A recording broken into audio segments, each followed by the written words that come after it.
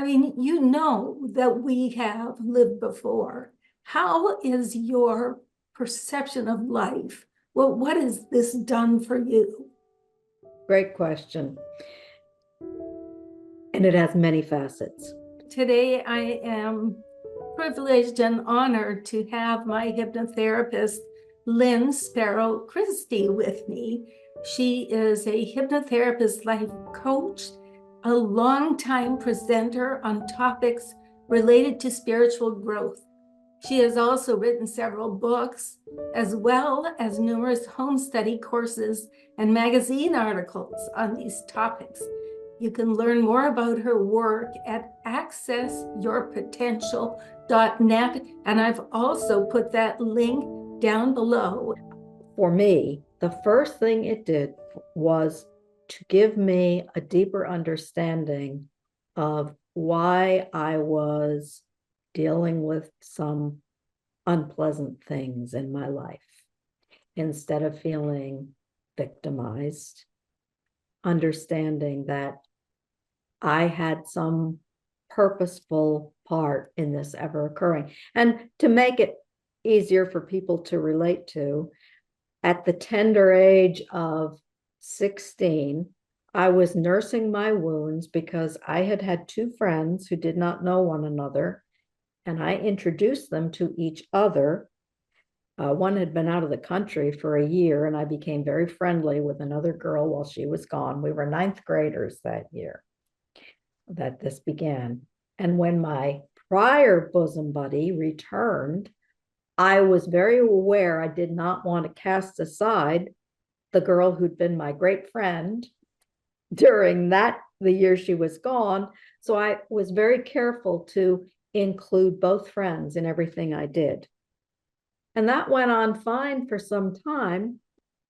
And then it became more and more common that I would find out after the fact that the two of them were doing things and not including me. Oh, at that age, at that age, it was, I mean, it emotionally, it had about the same power as an adult later on a divorce had. I mean, honestly, it's a big deal. Yeah. And I was having a National Feel Sorry for Me Day. And I was wallowing in that when I first read seriously about reincarnation. I mean, everybody kind of, I remember a social studies teacher saying reincarnation is you come back as a cow but the first serious treatment of what it really meant. And the first lesson I learned was nothing happens if we have not in some way been a part of the creation of this, which let me let go of my terrible grief over all of that. Now, what I didn't see then, but I can see looking back, is how very important it was that breach happened. Because with all that time I had on my hands sitting in my room when my friends were out doing things, I was reading spiritual books. Mm-hmm. They were getting into some things that they never got into anything really terrible, but they were not the kind of things that would have been good for me as a teenager to get involved in. So that it kept me from being put in some situations where I would have been uncomfortable. The bottom line is it was absolutely necessary for my life path that I have a change in my associations socially. It served me in every way. It was a great blessing to me, even though at the time I shed many tears in my lonely bedroom. So reincarnation taught me that. The other thing is that it also lets you know that we're in it for the long haul.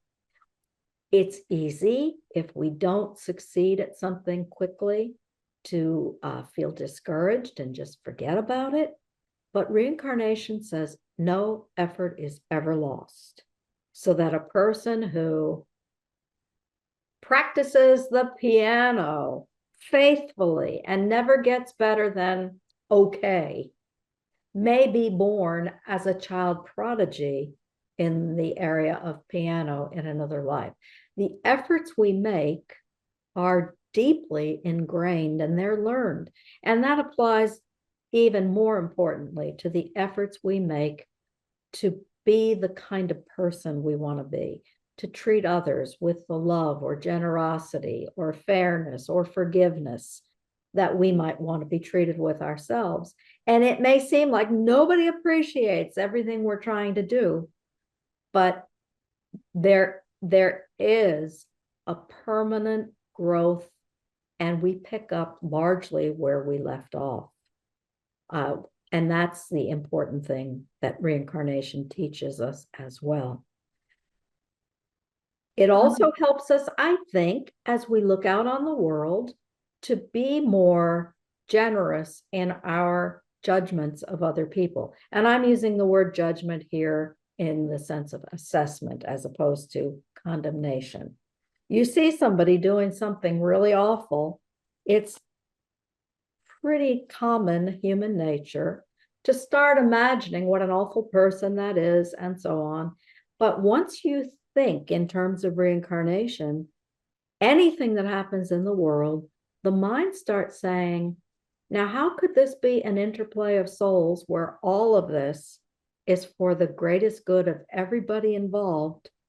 It's an opportunity for everybody to learn something important or to gain something important. Because, and this relates to the suffering question from earlier too, we don't always suffer because we've done something bad in the past. Sometimes we take on tough lessons because we really want to learn the highest lessons. I like to use the analogy of a person can take I don't know, cartoon theory at the community college and get all A's, or a person can go to MIT and take quantum physics and get C's. But the question is, who learned more? Sometimes people are in the soul equivalent of the graduate course.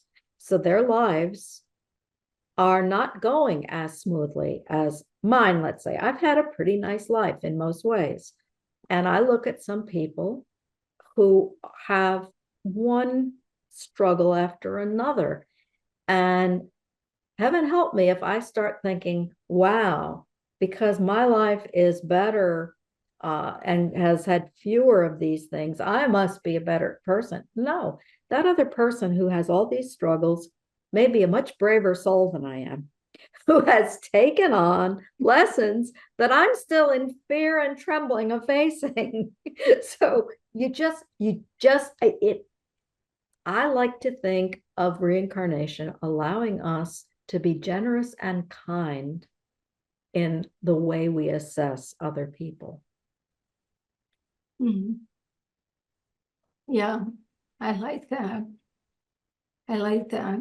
Wasn't that a great session? I was so happy that Lynn could be with us today and that she could answer questions and talk on these wonderful topics having to do with hypnosis and past life regression.